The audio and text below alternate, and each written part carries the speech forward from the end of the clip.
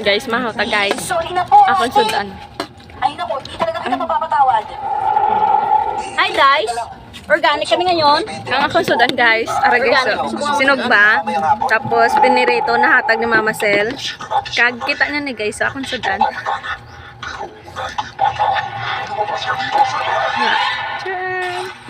Gagmay ng okra. Kaon ka guys. Kaon ka, I love you. Sa akin lang ba nangyayari na bawat panaginip ko ay nagkakatotoo? Nung bata pa kasi ako, may mga panaginip akong hanggang ngayon sariwa pa sa Nauso isipan na ko. ang ano, no? Ang Lahat kasi Miss Clark, kung hindi pa padudot, Miss Clark. kalimutan.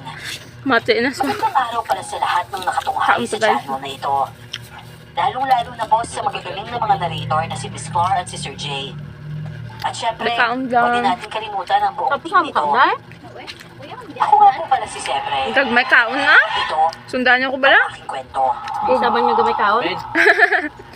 Bago ko po simula ng istorya, huwag kalimutang mag-subscribe bilang suporta sa ating channel.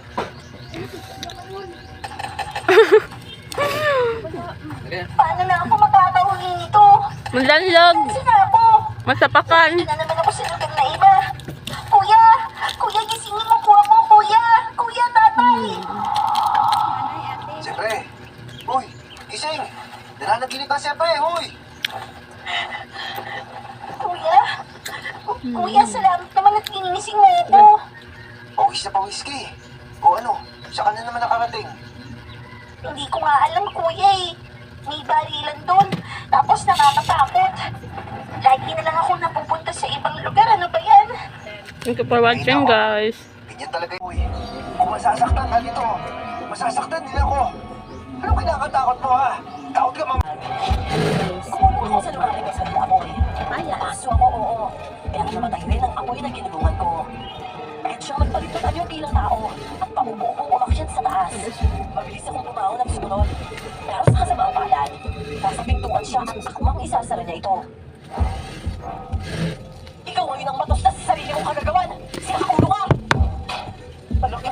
Uy, Bella! Kung inaakala mo mamamatay ako dito, diyan ka nagkakamali! Isara niyo lahat ng pinto sa atin, Brad. Bilisan niyo! Diyos ko, narinti ka na. Mabilis akong bumalik kung saan ako lumusod. Kailangan na unahan ko sila bago pa ako masarahan sa lugar na yon. Pakiramdam ko noon, nasa baga ko na lahat ng usok. Hindi ako makahinga ng maayos. At mabuti na lang, bukas pa ang pintuan kung saan ako pumasok. Kaya nakalabas pa ako at naisara ito. Gumapang ako sa damuhan na paupo, pero hindi ako nagtagalit sa ganung sitwasyon. Dahil bumangon ako agad at tumakbo sa punong katabi ng karinderya. Doon ko yung ang sakit at binigyan ng pansin ng malaking sugat ko sa tagibigan. Isip na yan. Ang hirap mo talaga pabagsakin.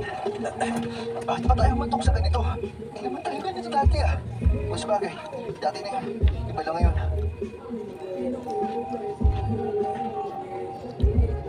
Niliwon ko ang bintana ng kwarto niya.